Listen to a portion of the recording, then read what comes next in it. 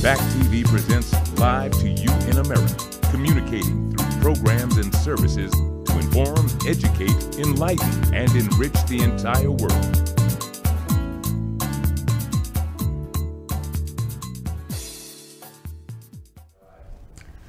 Welcome to Impact Hour. Good afternoon, ladies and gentlemen. This is Impact Hour. We are privileged and we are honored to come on your way in your homes, your offices, wherever you are. We are honored that you have received us in your homes. And this is Impact Hour. We are sponsored by Believers Temple of Destiny Impact Worldwide Incorporated.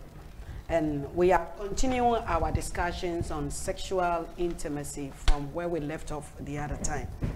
And we want you to like the page on Back TV, share the page. You can also go on YouTube and subscribe to the page.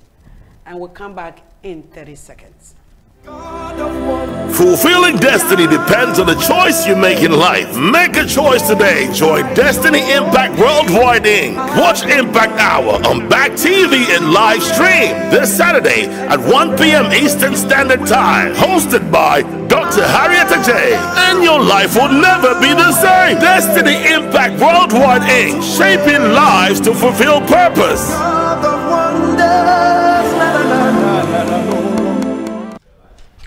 Welcome back to Impact Tower. I'm your host, Dr. Harriet, and I have my panel with me once again.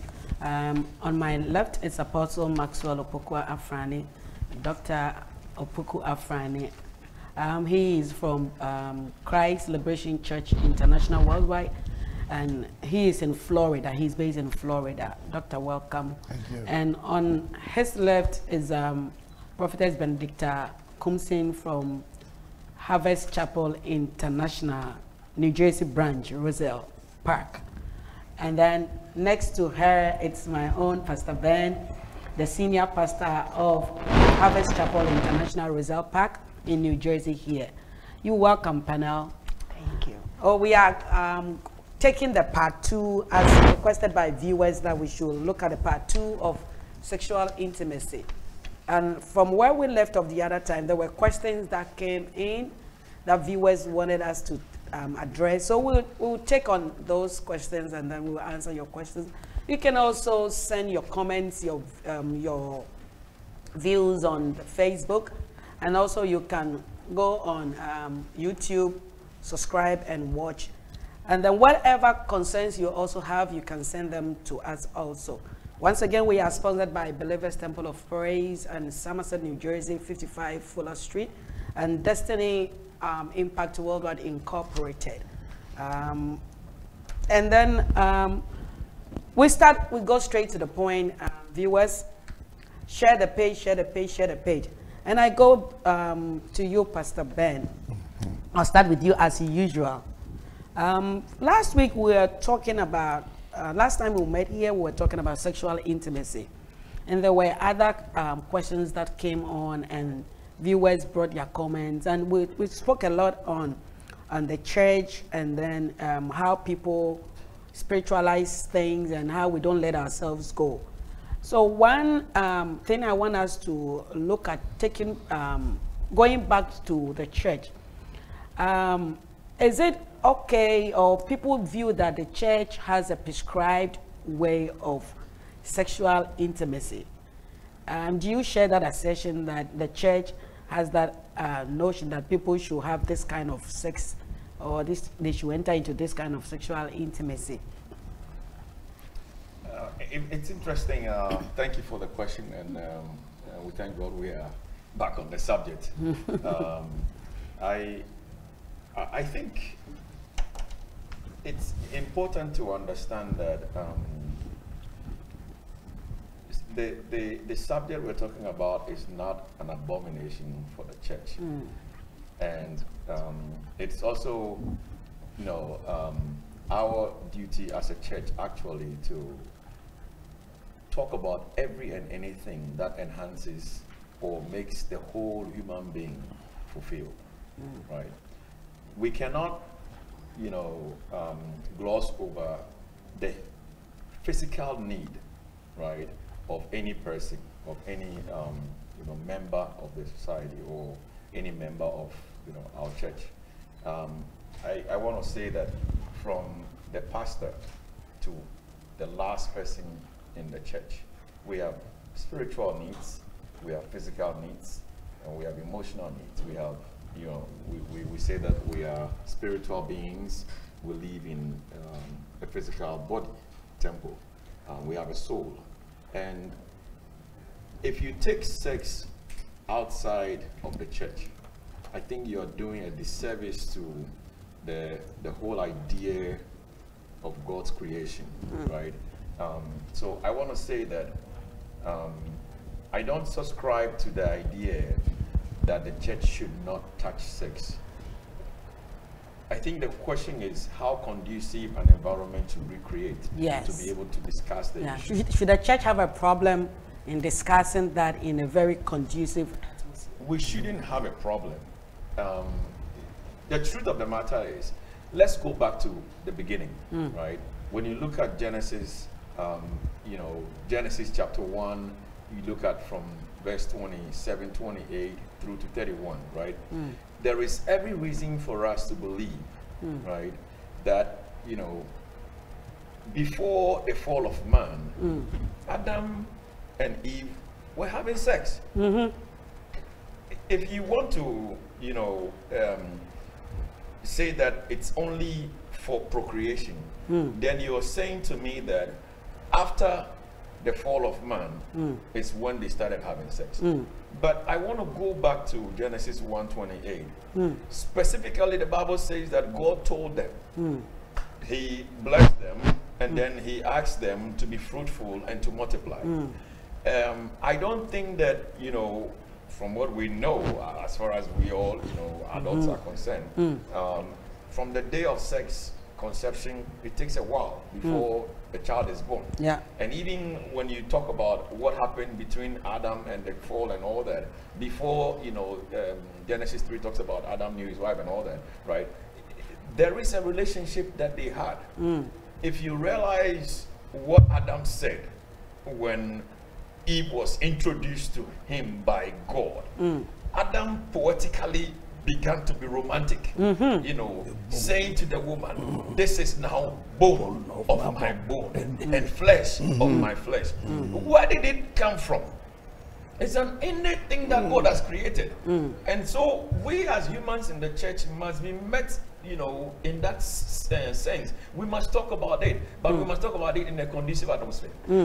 If you read Proverbs chapter 5 from verse 18, 19, if you stay on 19, right?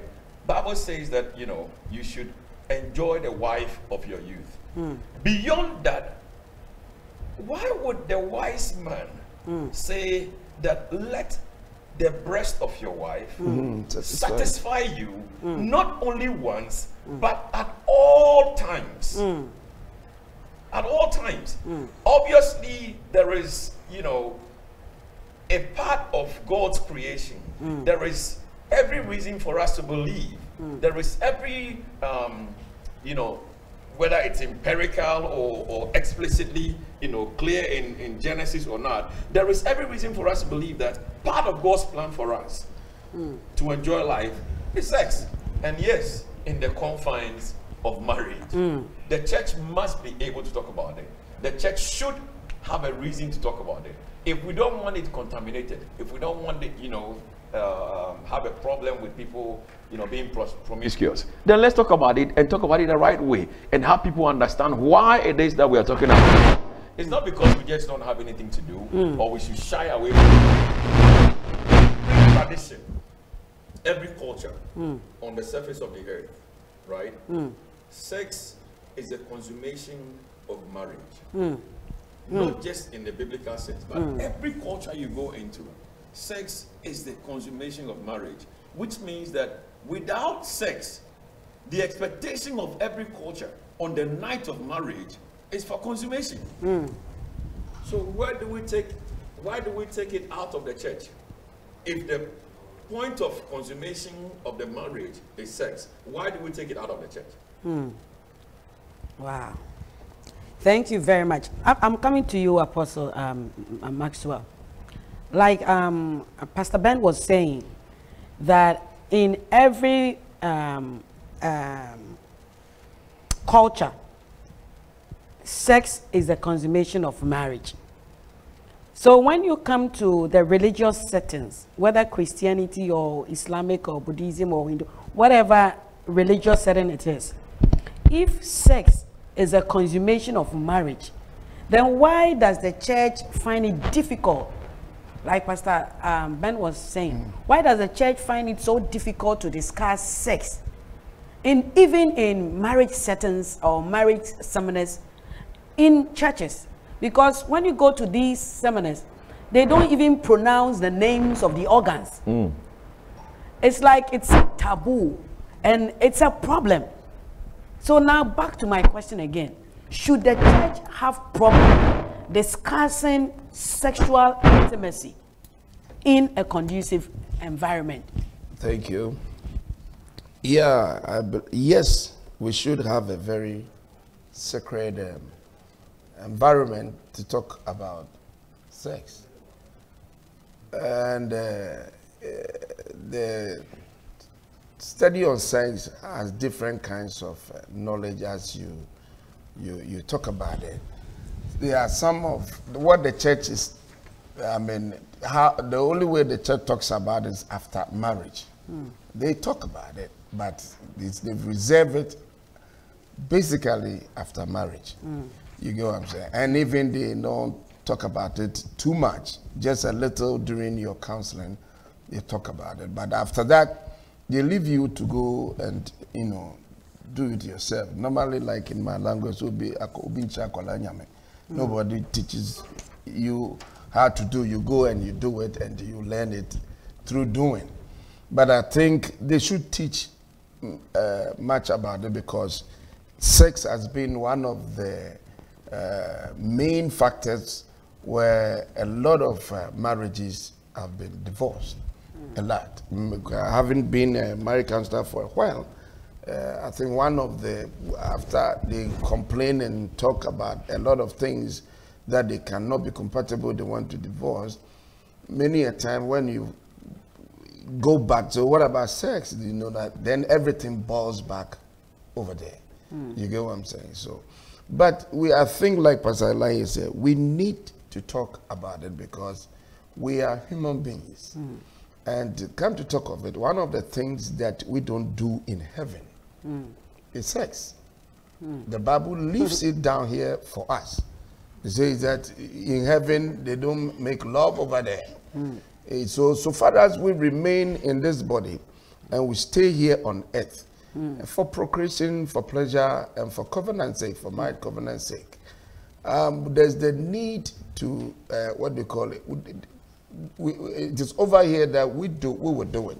So anything down here, anything done down here, many a times, over here in the US, you are licensed even to do it. Like I always say, but it is only marriage that you are not licensed, because you don't go through any training. And it has been the reason why a lot of people are in prisons, a lot of boys and girls are wayward, and it has to do with marriage. You get what I'm saying? So, like the Bible says that let our whole being be sanctified. It talks about the spirit, the soul, and the body. You get what I'm saying? But what the Christians have done so far, we've been good at, is, we've talked about the soul, the spirit, majored a lot on the spirit, left the soul where it is. Let's talk about the soul. We've left that for the Eastern religion. And then the body is not touched at all. It's as if when you even dress like well, there's trouble. Yeah. When you make makeup, when you want to put a bit, when polish on the, what do you call it, enhancement on the body, it must, you are touching what should not be touched. You are fleshy, you are carnal and stuff. But don't forget, we are human beings. We are not angelic beings. We are humans. You know, there was a teaching that said that we are spirits, and then we live in a body, and then we have a soul. To me, from my little study and my own observation, it does not work. When you have to operate in the realms of the spirit, it does not. We are human beings, and that is what I mean, Christ is coming back to give to us a body, not a spirit, a body. We have spirit that is confined in a body. We will forever remain human beings. We will forever remain like that. So don't let us, the most essential that identify us, we leave it somewhere. And then when we want to touch it as to how to control it and put it in a proper container for it to not behave. Like you are really then when you touch it, it becomes a problem.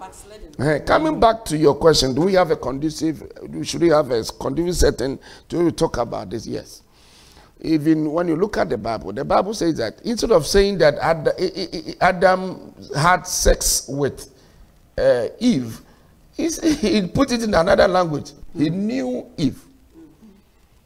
That should let you know that that thing is the most sacred thing in the life of a man that should be held so much in a very high honor. Either the marriage is honorable, the next thing is the bed on the fire. So the honor is over there. That area should be kept so honorably. When Abimelech saw Isaac and Rebecca, you know, the Bible says that he saw them, the word he used there, he saw them sporting. Why wouldn't the Bible says they were having sex? Why would those who wrote the Bible, when it comes to those areas, has to put it in another language? You get what I'm saying? Yes, it must be talked about, but there should be a conducive way of respecting the act, honoring the act, and must be talked about very honorably. I believe there should be a conducive. What I will talk to the youth about, so far as sex is concerned, will not be the same way I'm going to talk to the married folks about sex. Yeah, right. You get me? Yeah, it's a marriage from my definition is about sex.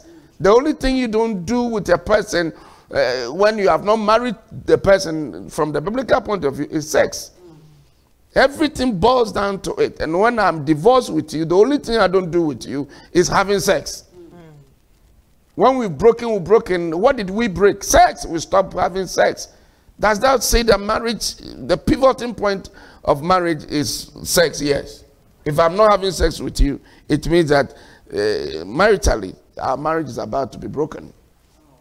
You get what I'm saying? So yes, I believe that there should be, like when you go to school, the same maths that is given to the class, the grade 1 is not the same thing that is given to what do you call it? Those who are in the university. Okay.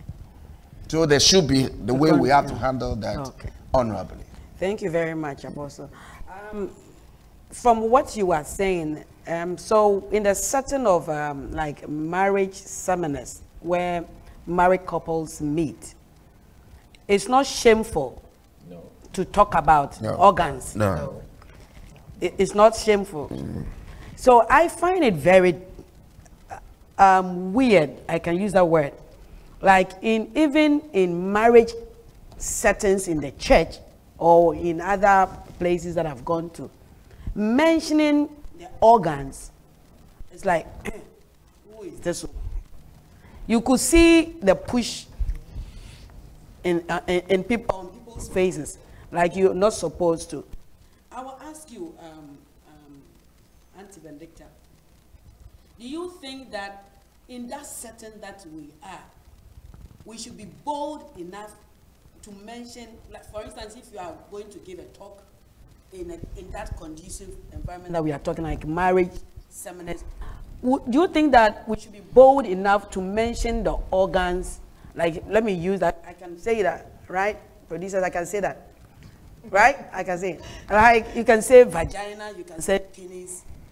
Do you think that we should be bold enough to speak that language to the people that are there in that conducive environment? Yes. Yes. We should be bold enough to mention it. My father said something last 2 weeks, that it's not all the pastors are marriage counselors. So I believe that we need to learn those things and be bold enough to teach the church members, because sometimes they go outside and learn all those things, and some of them it doesn't benefit, you know. So it's not a taboo to mention it. So we need to be bold enough to mention it when we are doing the marriage council or when we gather women and talking about those things. And when you talk about it, doesn't mean that you are not spiritual. You know, sometimes when you started talking about it, it's like, you know, some of them even when the women, I know a lot of women, when we gather like this and then we start talking about it, they wouldn't even mention anything. They wouldn't even utter a word. And those people, I know that they do a lot in bedroom. But when they come outside, you know, they pretend like, you know, yeah. But as for us, we are playing, you know, mention it and talk about it. They think that we are spoiled and all that. But I believe that we need to be bold enough to mention it and talk about it a lot, because the church needs a lot. Oh, thank you very much.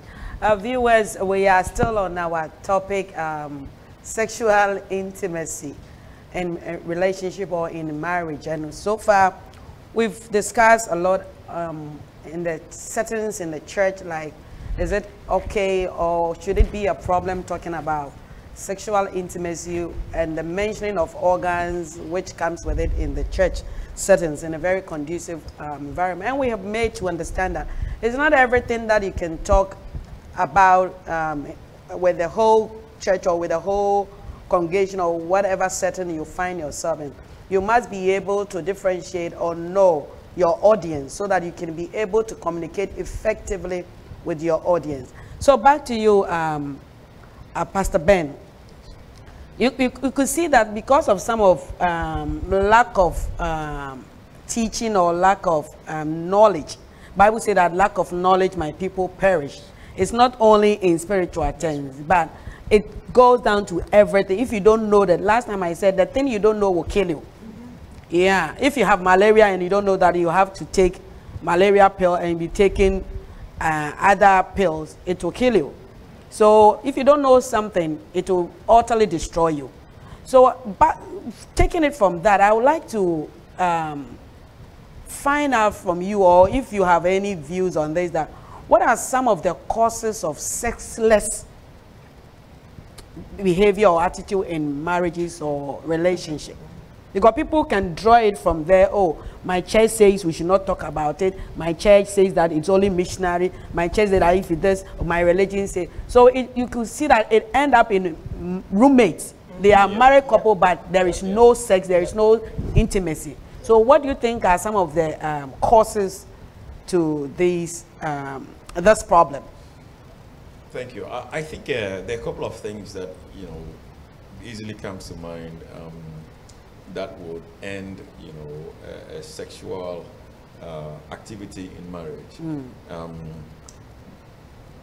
Even before that, right, just a step back a little bit to, you know, kind of elaborate on whether we should mention these things, the organs in the church. Like we have rightly said, we must create the environment or the conditions to do that.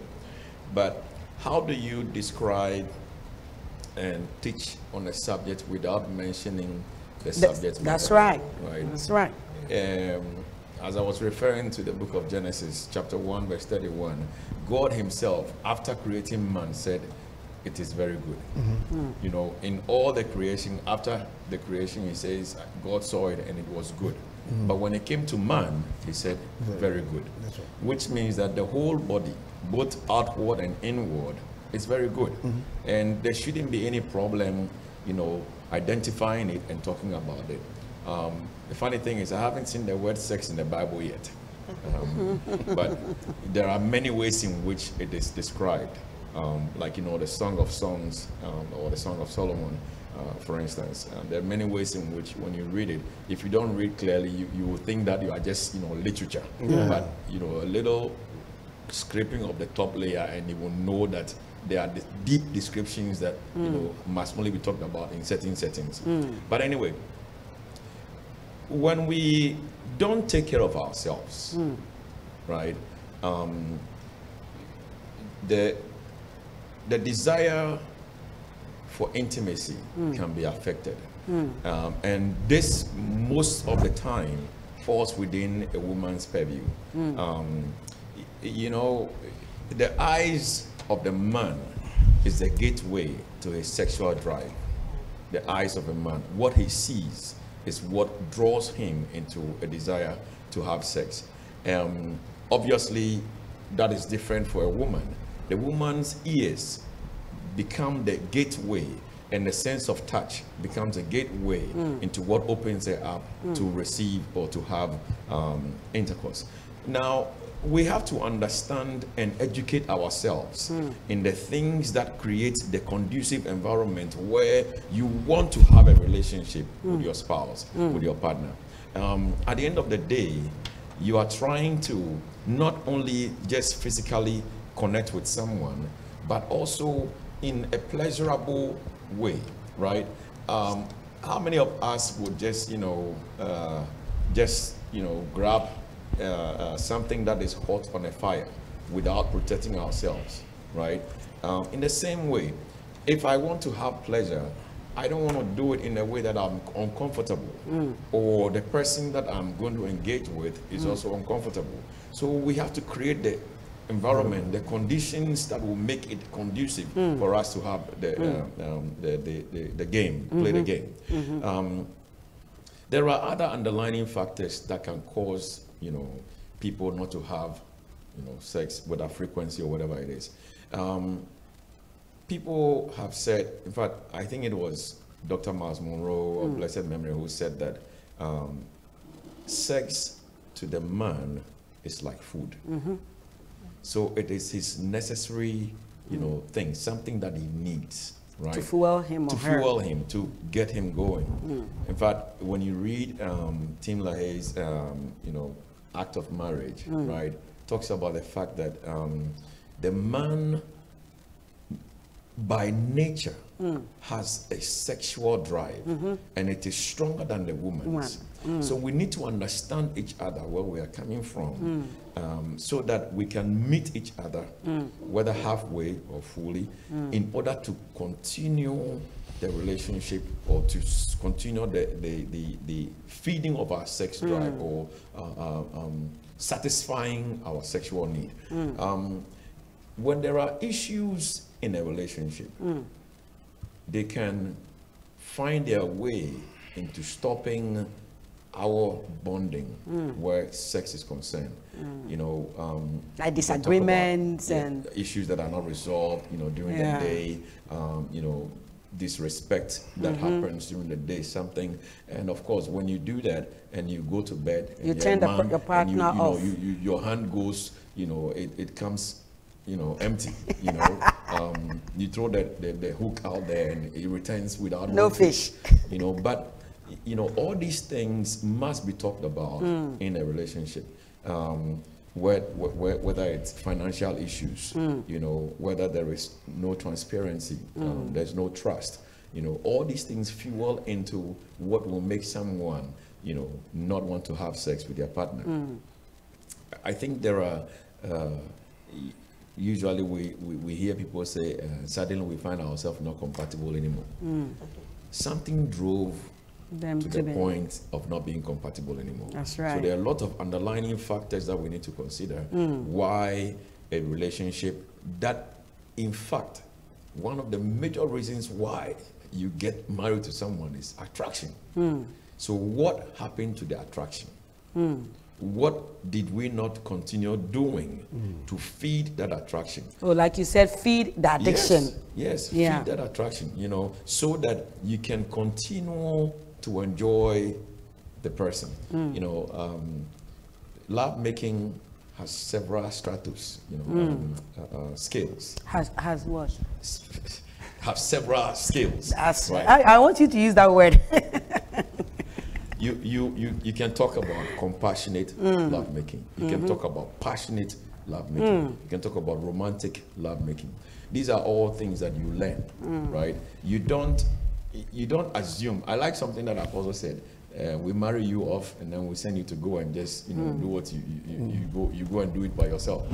But in the doing it by yourself, you learn.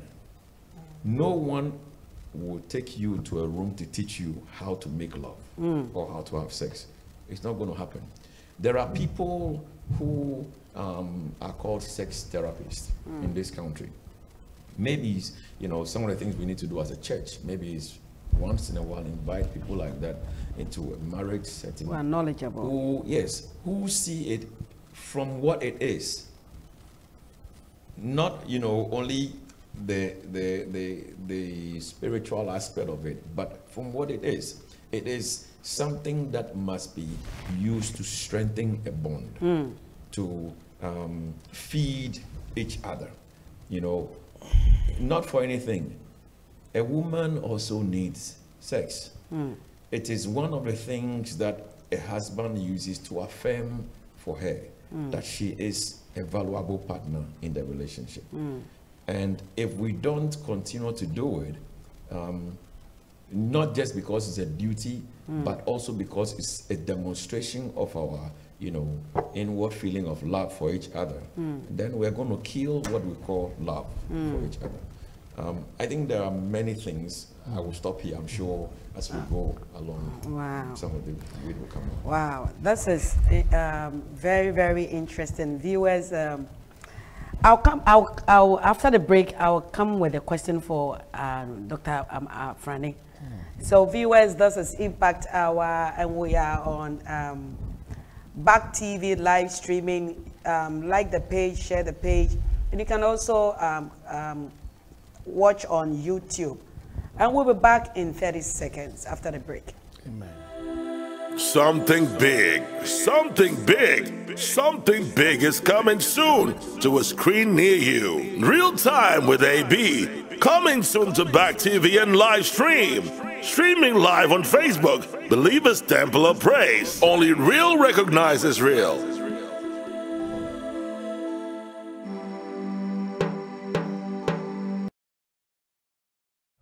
Welcome back to Impact Our viewers. We are streaming live on Back TV. You can watch us on Facebook, live on YouTube. You can subscribe. You can like us on our page, Destiny Impact Worldwide. And I'm back with my panel, Dr. Franny, Prophetess Benedicta, and Pastor Ben Alai. And I'm your host, Dr. Harriet. And I'm excited in the studio. I don't know why. From back to, we are talking about sex, right? Yeah. And I like something that Pastor Ben said. We have the passionate, we have the compassionate, and then we have the romance. But I like the passionate one because that takes you to another realm altogether. I like the compassionate one. Okay. So then if you like the compassionate one, then I'm coming to you. Because I know that as people stay together, the tendency of your sex drive going into hibernation is there. So, like after you have kids also, it's like, oh, I'm going to take care of the kids. Oh, you see my back, especially the women, we like complaining. And you see, darling, your husband touches you. Everything is and by the time you realize your libido is frozen and you can't get anything, now it's very even difficult to get yourself there, to arouse, thank you, to be aroused, to start the do and the do. So I'm coming to you. How many times in a week you think that it will be okay for married couples to have sexual intimacy to stop their libido from freezing? Thank you, Doctor. Anyway, to answer that question, I want to go through a little bit of what Pastor... The compassionate and... No. Why there's, sex-less, relations when it comes to why people don't really have sex. It's coming down back to humans where sex is done. There are times cleanliness. Cleanliness. There are times the man won't take a good bath. he smells. The man smells, Yeah. and the woman too smells. He wants a kiss with that mouth. That he just ate. I mean, you know, there are some women who are extra hygienic or extra clean that won't let go when it comes to those areas. This is what Naomi told Ruth, saying when he was going to Boaz, clean yourself. He was going to lay at the feet of, and as a big lady or a big woman who has been in love, training the younger one, was it Jerry? Go take a good bath and then go. That teaches about cleanliness. Cleanliness. It will let, if there are times, there are certain sprays, there are certain perfume. You need to smell good. Viewers. One You need to smell good. I heard T.D. Jakes said that he hates what do you call it? Women that smell. He hates it. And I don't think he alone hates it. If the woman also smells, it's like Naomi won't tell Ruth to take a good bath, clean herself, make herself. But Dr. Fanny, some men also smell. I've already said that. I just want to make sure that Yeah, some men yeah, also yeah. smell. Their Don't- mouth and their armpit. That and- is what I said first. Don't. Their boxers, they won't change their boxers. Yeah, so both sides, cleanliness is next to godliness, they say. You need to be neat and clean when it comes to some of those things. Somebody once asked me last time that should we lick or should we Yeah, she said it's do licking. an oral sex as they call it. Yeah. I believe it depends when you are not smelling good. You know, how can the person do that with you or to you? Amen. There are times also the way a manner we go about with it, the way a manner we do it, would not, if it is one way, it makes the game Boring. or the activity a bit boring. I quite heard the woman from the Church of Pentecost that if you do the style they call doggy, you are going to hell. And then I quoted Job.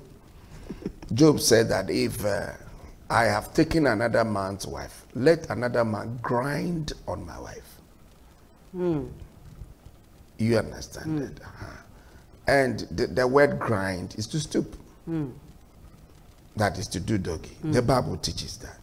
So, you know, there are different styles. We're not going there yet right now. But the point that there are different things you do to enhance, make your sex making or love making very creative. Very, very, very, very creative. So the way a manner we do it, it's, you know, and like we're saying, when you get into it, the styles comes on them own. You understand that? Because if it's a give and take thing, there are times the woman will say, do it this way for me. And as a man who is not religiously inclined and demonized, should be able to oh, he said that I should do it this way. That is the way to get me there. Come on, you do it that way. I think that is a bit compassionate because it's coming from both sides. I get me. Maybe the man also wanted that way. And the woman, no. Me, not my husband. I mean, my, you know, I have my abdomen. No kind of thing. No. This one is painful and stuff like that. And if it becomes static and stereotyped, and it is one way, it's boring.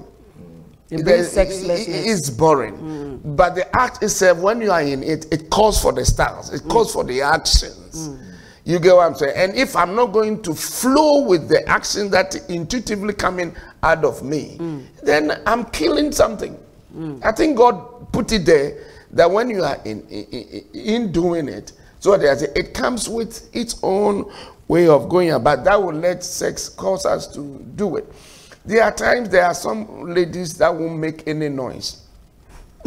I once met a lady counselor and I was like, you know, we are talking about. So let me be a little bit, permit me, Pastor. Be free. Don't judge me. That's what I said. I mean, the words, ma'am, Munsun. I mean, when they are making love to her, she doesn't cry. It doesn't make any noise. So how do you come? Or the one I'm about to catch, and that's it.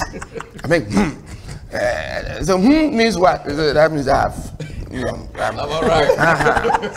I cannot say. Some are too quiet. The libido of a man can be charged, and the libido of a woman can be charged when we talk in sex. How is it going? Is it going? There when you watch some of these things, right there. I mean, and the typical African lady at times will not say anything. Will be lying there like I mean, he's sitting down there, and at least when you are a bit, what do you call it, multifaceted, you know, in those things, and release yourself and let go, it turns the libido on. There are times even the noise, the moaning, the groanings of the lady in that makes the man harder. Makes the man harder. And you are there, and you are lying down there, and nothing, and it's. So Apostle, how many times in a week? I'm coming back to it, dude. If these things are not there, how do you do many times? You understand that you can talk how many times and stuff like that, but when you don't talk about some of these things, because these things will enhance you. Yeah, many times. That's why I'm going through those corridors. You get what I'm saying? There are times when the woman is tired. The woman knows I'm tired. You want to talk how many times? The lady before you go on to get inside is telling you I'm tired. How many times can you do? You can't do nothing. By the time you come from work, tired. The man said I'm tired. When the woman wants it seems like a lion, stuff like that. But with my little experience, when you go further, forgetting about your tiredness and do it, it will surprise you that the day that you say you are tired, what you can do. You understand? If we have to listen to the body to do something, but if you are in it with a compatible partner that you are learning more and you are making the thing very creative and creative, I mean, even when you are tired, you want to do it because you might not know the next thing that is about to break forth. How many times do we have sex? You see, my mother in the Lord, I don't know where he was watching, my pastor that raised me, his wife, said that, hey, even when I'm tired, that is when I want to do it. So women and married people, don't deceive yourself with tiredness. There are times when you are tired. The only way to get strength back is to do it. You will get your strength back. Normally, they say that when you do it at dawn, the woman is strong and he begins to do things for you. Yes, sex gives you energy. If you sleep, you will not get the energy back. So tiredness must not be a way to have a sexless life. Coming back to my question, how many times do we do it, Mama? It varies. It varies. My point, my cut here is that there is a statistic that says that those who are not married, let's be frank with ourselves, those who are not yet married, you know, who do sex, do more. Especially when you meet the lady or the man and you want to, you know, prove to the lady or the woman want to prove to the man, hey, I'm good, and stuff like that. You do more. It is also said that when people marry, at a point in time, sex life slows down. It slows down completely. There are people who, even 2-3 months, they have not done sex. But over here, if it is amicable settlement between the two parties, it doesn't create any problem. My point here is that it is not how many times you do it, but it is how well you do it. How well you do it. For instance, you can meet a man that one slot as a woman can take you for almost a month before you can revive to come for another one. If you meet a very good man who is very orgasm conscious, who can put a woman there, make him what do you call it, clamors as high as it is, and get him to the woman or the ejaculation cause squilt. If you're able to get the lady there, hey, that alone takes the what do you call it, the woman a long time even to come back again. You understand? So it is not how many times and how many what do you call it, times you can do it in a night. Man, you are weakening yourself. You understand that women can climax a lot. They have, that is how God has made them. They can climax more than half a man. When you tip off one, you are weak. But women can keep on doing it, keep on doing it, keep on doing it, keep on doing it, keep on doing it. So my strategy is like take one stone and kill 1,000 birds to have a very good sexual life. Don't let us go with the old mentality as if how many times I can sex my wife a night, 2 times, 3 times, 4 times in a night. Don't you know you are weakening yourself? You understand? You have not understood the whole anatomy and the orgasm act. You have not understood it yet. That is how it starts. But the knowledge takes you further. As a man and as a woman, the woman can climax more, and the more he climaxes, the more youthful he becomes, and the more sweeter the thing becomes. But as a man, when you hit one and it drop, some of us, at least when you are dealing with an elderly person, he can't get up or revive as the youth. Someone takes like 3 hours before he can get the thing back again. But youthfully, maybe 30 minutes is up. You get what I'm saying? And to start another one. I don't know who you have married to.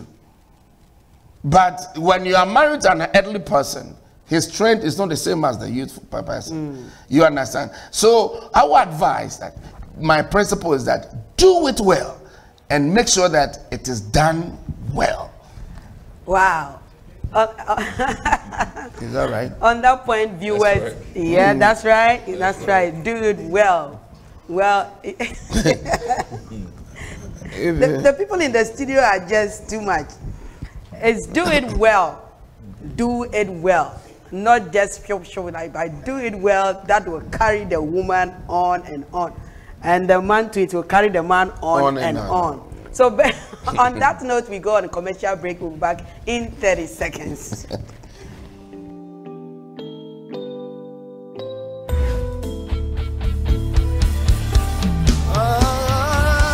Experience an atmosphere of worship, pure worship, with Nana Osei Worshipers album launch award-winning on April 14th, 2019. Courtesy BB Events and HGMP at 3 p.m. sharp at Tomrick Hotel East Lake on Accra, Ghana. Special performances: Randy Ajimai, Pastor Isaiah, Sissy Chum, Reverend Mary Genser, SP Kofi Sapong, Francis Amu, Ohima Messi, and Stacey Amawi, author of The King's Choice. For more information, call 0263-159-382 or 0203-299-538. This is an event you don't want to miss. See you there. Help me sing.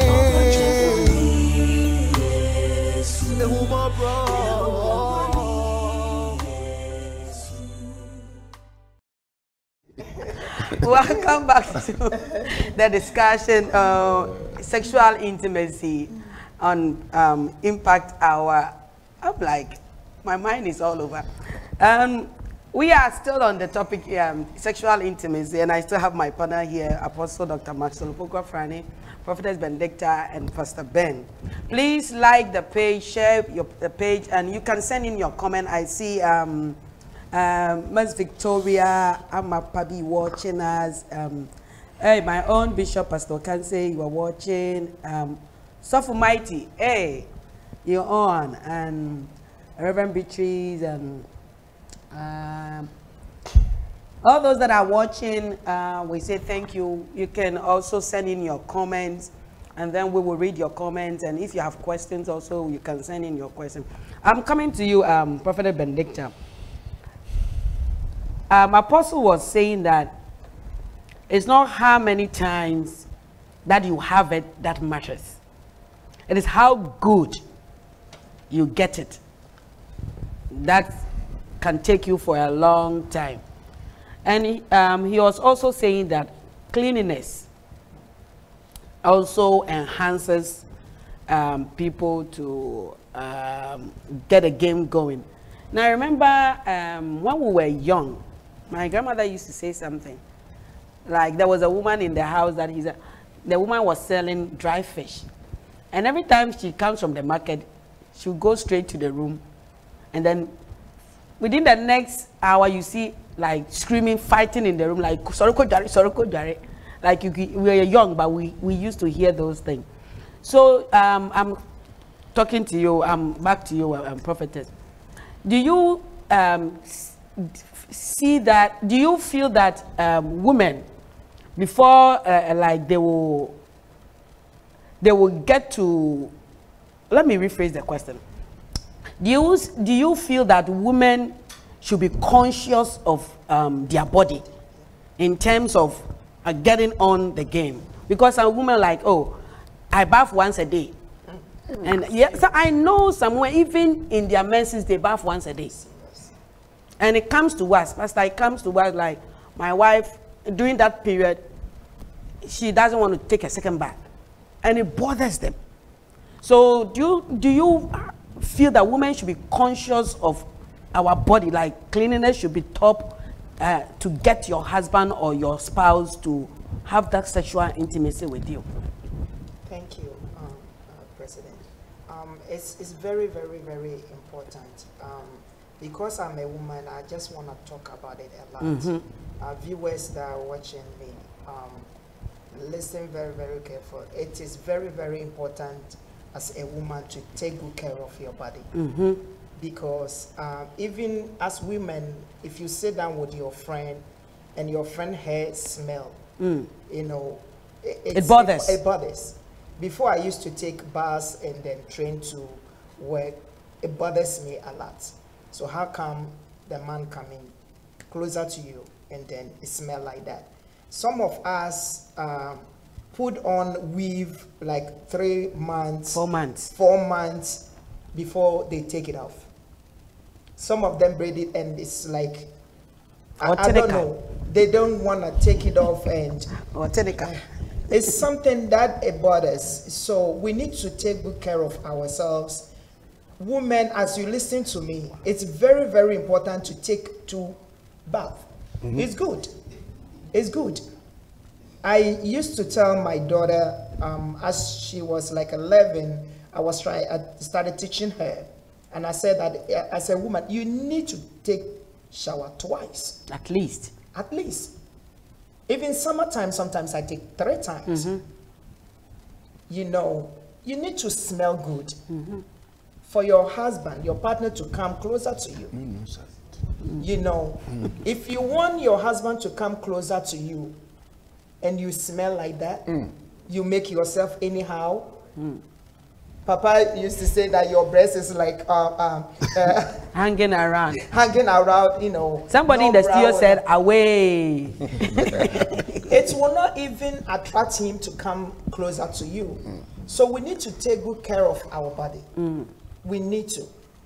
We need to take shower. I'm surprised some of them get their menses and they take shower twice at once. I don't know how they do it, because for me, I can even take shower 3 times, 4 times because I'm not comfortable with it. Oh, some do once a day. You know, so we need to take good care of ourselves, because that, let me say, because we are talking about it, so let me say it, I will mention it. That blood that is coming is dirty blood and it smell. Itself is smell. And if you don't want to take shower, then I don't know. What else? And if you continue like this, it will get stuck to the body. Yes, and I used to work with a lady. Anytime I work with her with the same floor, I can't stand her. I don't know what it is, but I know that either it's from her mouth or from down there. You know, so we need to take good care of ourselves. And back to the question again, let me say this. The women, we always complaining that we are tired, as Papa said. Yes, we say that a lot. I need to take care of my children. I have to do this. But we have to know that we are there before the children came. I used to tell all my friends all the time, take the kids to the babysitter. Let somebody come in and take care of them. Take your husband, your wife, take them out, sit down somewhere, talk about yourself. I mean, do some, and even sometimes one day, even in the water, just Go out. go out. You know, because all these things contribute. It contributes a lot. Wow. And there's something that I want to talk about it, my Papa said it. You know, it's not how many times you do. Like he said, it's how well. Let me tell you something. Like he said, if you get somebody that is good, you wouldn't even bother yourself to ask another one. Because the one he gave it to you, You are okay. okay with it. Wow. You are very okay with it. Wow. You know? So it's not how many times you do, but how well Yeah, like. you do. And maybe you didn't miss such people like that, but if you get one of them, like he said, It's the good. person is, Wow. you yourself to answer like. Well, I could see that these things are like, some of us are talking from experiences, like if you get a good one, it's okay. And I would like to ask this last question, and then we go on commercial break. And all too soon, our time is, oh wow, almost gone. Last week, somebody sent in a question that how can you get your partner to climax? And then I would like us to go straight to the point because our time is almost up. Yeah, so we have about 10 minutes to finish this. Okay. And then, so Pastor Ben, how do you get your spouse to climax or your partner to climax? Yeah, that's a very good question. I think that boils down to education, right? What do you define as climax? What does the partner understand as climax? And then what makes the atmosphere conducive enough to get you to the point of even climaxing? I think I agree with a lot of the points we have raised on the table. As far as, you know, how many times you have to do this, I think if you climax and you enjoy it, you will want to do it more. You know, you won't have a problem with I'm tired and all those things. It's a combination of things. We have to understand the functions of the organs that we have. That is what will help us to make use of them to the fullest in order to, one, get the pleasure out of it. I think there's a mistake we make all of the time when we say that, okay, as for men, there isn't much that you need to do to get, you know, ejaculation. I beg to differ a little bit. The reason I say that is there are researches that, you know, tell you how you do the humping. That will determine if you are able to stay long in one, one shot or how long you can, you know, stay, you know, erected. That goes not only for the man but also for the woman. Okay. If you understand the segments of the penis, and then also how the woman's organ, the vagina, is set, right, and how each one understands the use of the organ, would help us to climax. There's a study which, you know, shows that even there are the muscles of the vagina, there are ways in which a woman can use it, right, to her advantage during intercourse. In the same way, the man also must know and understand, you know, the muscles, the different segments of the muscles, and even the portions of the manhood, the penis, that, you know, need to be utilized at what point in order to either, you know, hasten ejaculation or help, you know, bring the woman also to the point where they can both come to a climax. I don't know, you know, how to maybe explain what it takes for a woman to climax. But I can tell from a man's point of view. And there are educational materials that, you know, we should, you know, get ourselves, you know, into it. Yes, we should teach ourselves. We should learn. You know, I wouldn't subscribe to, you know, going to get a porn, video no. and all those things, right? Create But your there are own materials thing. that they are educative materials. People have written Christian documents that tell you about, explain the organs we have, how they are utilized, and what you can get as you use them well. Education is always a key. No one was born an expert with sex. That's right. But you can learn, and you can also, understand the use of the organs well to be able to make the best out of it. Pleasure, can be, defined in many ways. Somebody, the way you ravage her is how she gets pleasure. Somebody, a man, the way he feels some pain. People use different things, whips, and all those things, right? That will help sex them to toys climax, and other things. So it's a matter of knowing what it is that makes you come, as we say, or climax, and then having that conversation with each other.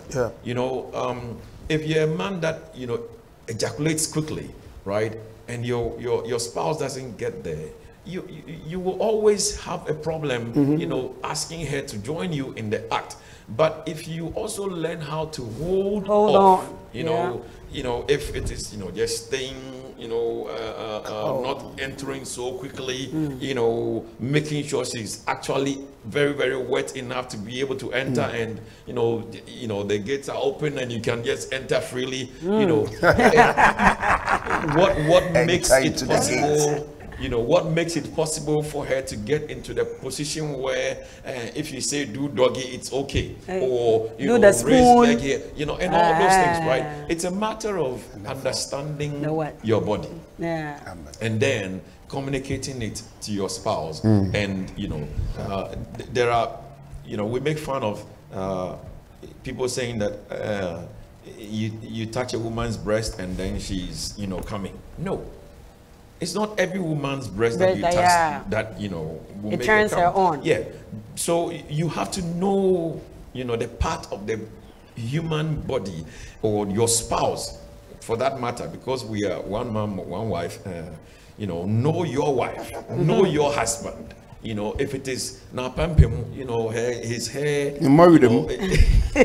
Whether it's a nail, whether so I know some men are under their feet, and so these are things we should know. Oh, somebody in the studio say that behind the ear. You see, these are things we should know. That will help bring the best pleasure out of each other. And we have to be understanding of each other. If this is what the person needs to be able to climax, to be able to have orgasm or ejaculate, let's do it. I haven't seen any part of the Bible that forbids certain things done in the bed. As far as the bed is defined in Hebrews, it is undefiled. Whatever makes you happy. Yes. Yes, the things we do indooring, it is. That's why it's indooring. Nobody should know what styles we are doing or what you are using. Somebody said that even whipped cream. Yes. You put whipped cream and cherries. Yes. It brings intimacy. Ice cream. Hey, so people have stuff. Yes. Yes. Know each other. Whipped cream. And for those who say that the missionary thing is the only thing, variety is always good. Whether it's spontaneous, whether it's whether Zoo soup is good. Early morning, late afternoon, find time, get away. Sometimes in a youthful way, we always say that we find ways to outwit the old people. Keep that thing in the marriage. It doesn't matter how old you are. Do you know that there are people who have been married for over 50 years and they still have date night? They still, after the date night outside, they have indooring. The indoorings are always the climax of the thing. That's it. So we must continue a feed addiction. Yes. The thing that brought us together, let's keep feeding. Let's learn. And let's utilize the tools we have, because we have the tools. Wow. This is interesting. Prophetess, can you add a little to it? Our time is almost gone, so can you add just a little? Why are you looking at me like that? Just add something little, and Papa will finish it up, and then Okay. Let me say this. As my father said, you know, if you have a food, you eating food and it tastes good, you know, sometimes you feel you full, but because it tastes good, you still want to, you know, eat more. What I want to say is that is how both will do it, and like my father said, then you cram it and then you want more because it's like, you know, you feel good, you know, so you want more. So it's not how many that you have to do, like I said earlier on. And so I will tell the ladies, let yourself go. Put yourself in. Enjoy it. You know, don't say you're tired. And bring out the stuff. So you just like, you know, you just lay down, crucify me. And you romance me. And like your papa said last time, and romance me. No, put yourself in. You know, sometimes you feel tired, but you know, when you do it, you know, it gives you some energy to. And it brings the bond. I'm telling you. So let yourself go. Let yourself go and put yourself in. You know, talk. Papa says something that some of them, you make noise, you give the man energy. Don't say that you don't know how to talk. Say something. Do something. Don't just make a sound. Make a sound. Make out the sound. Even fake the sound. Yes. Even if you don't, you fake it. You fake the sound. Learn it. I remember when I started working in the hotel the first time, and then I hear the noise. I was like, I called the lady who was training me. I said, I think somebody need help or something, because I had never, you know that it's some people were in action like that. And then woman looked at me and said, why are you acting like a baby? And now my mind, you know, because my mind wasn't there, so my mind just got to say, oh, okay. You know, even in the hotel, they make noise. Some of them make noise. You see that there's a music going on. They make it loud, but still you can hear the woman's voice. So learn how to do it. If you don't know how to do it, learn it. Say something. Enjoy it. And let yourself go. Amen. Amen. Papa, Amen. Just something little okay, added something little. And then let's wrap it up. Okay, all that been said is good. I'm gonna add a little to it. It doesn't. The question is, how do you get your woman to climax, right? Yeah, I feel that when it comes to orgasm, the man can ejaculate without the woman singly. Some call it masturbation or whatever. Fine. And the women also on their own can get themselves orgasming on themselves. So these two figures that can get themselves to get orgasms comes together, right? I don't need the man to help me get my orgasm. And I don't need the woman to get me to do it. But over here, we are doing it together. So it takes the woman to do what he does to get him come out, orgasm. And it takes the man also to do what he does to get him orgasm. There's a traditional thinking that is not based on knowledge, where the woman says, and it is the duty of the man to get me there. So there are times even take their mind from there. And some would say that for me, it takes a long time before I get my orgasm. That is, this saying is most of women. I feel that you are hurting your own self. If you leave your orgasm to the man alone to bring it out, and then it's going to take that kingdom come before that thing comes out. You get what I'm saying? Since I can do it on my own to get myself, I don't mind what you think. But that is human nature. Like Pastor Lai said, that you have to understand the organs and the functions of the organs that you have. You can get it coming without the man, and the man can get his own coming without the woman. How much more if the two of us gets together? My principle here is that the same way you do to get yourself coming, when the two of you are together, you understand that. When anyone, if the man is doing it, he's doing it for himself. And if the woman is doing it, he's also doing it for himself. So my point here is that help yourself to come when the two of you are together. Wow. You get what I'm saying? Get the principle right.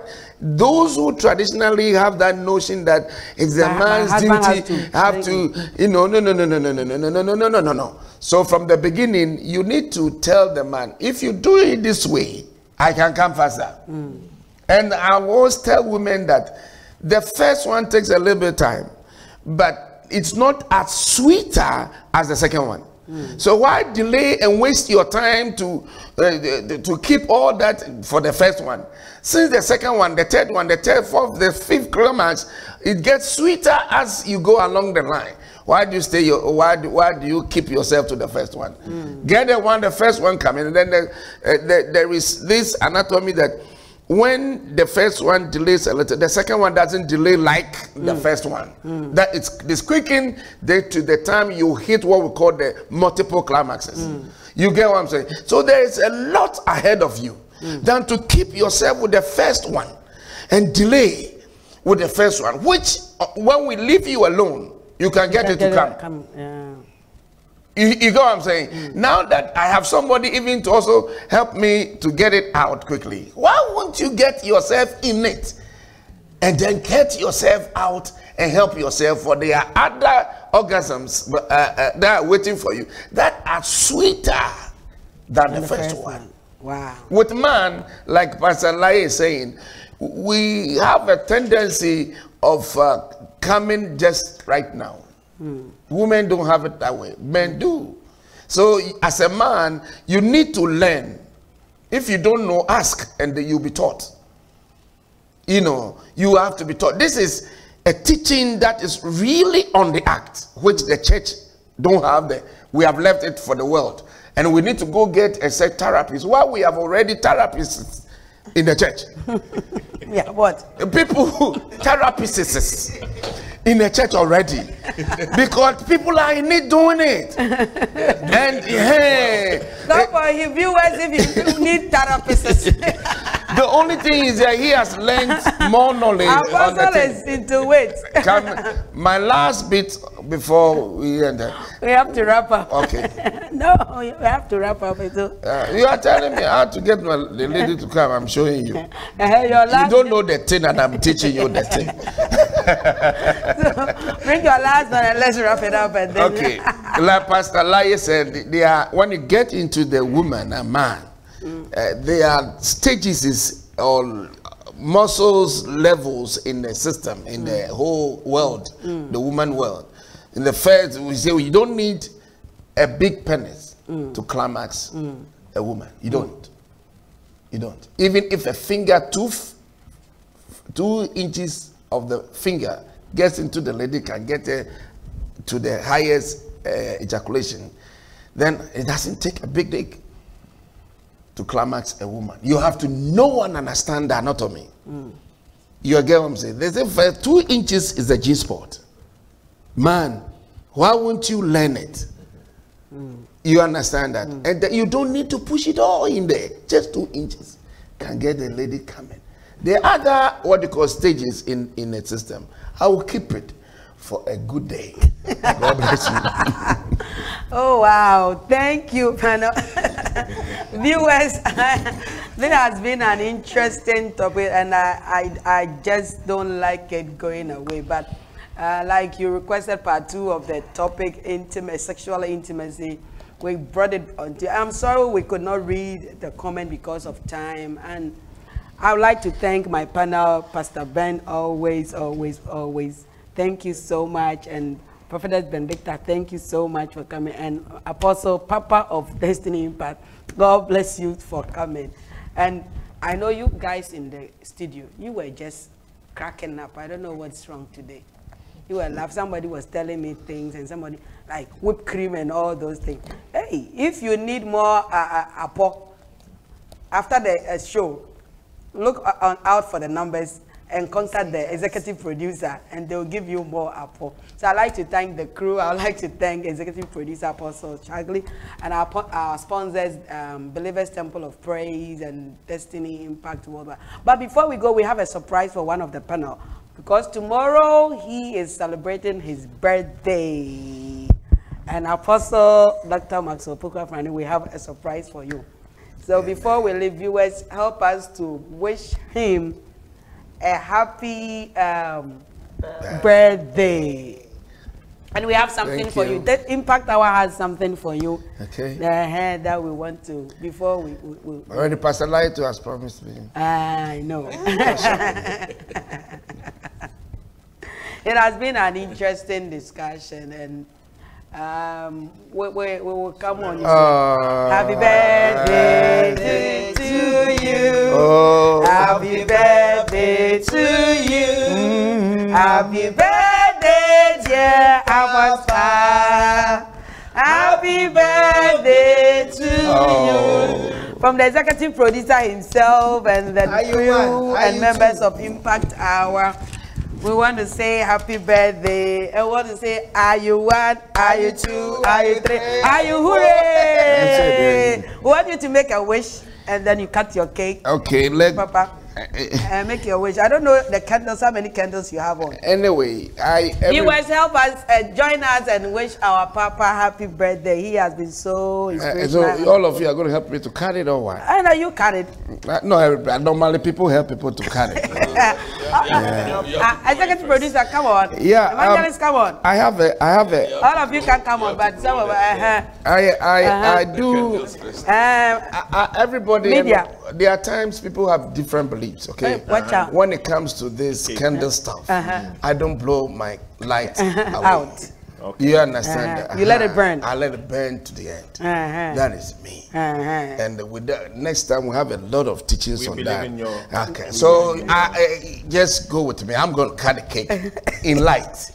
Amen. Amen. Okay, that's my what do you call it? Happy birthday. We wish you long life. In the name of the Father, the Son, and the Holy Ghost.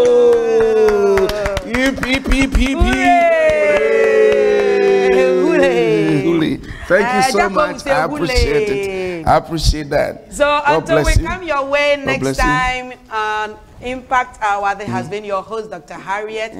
I wish you well. I wish you long life. I wish you prosperity, Apostle. Amen. And to you viewers at home, I wish you all the best. Enjoy your weekend, and you right there, stay blessed. Until I see you next time, have a blessed day, and you stay blessed. Amen.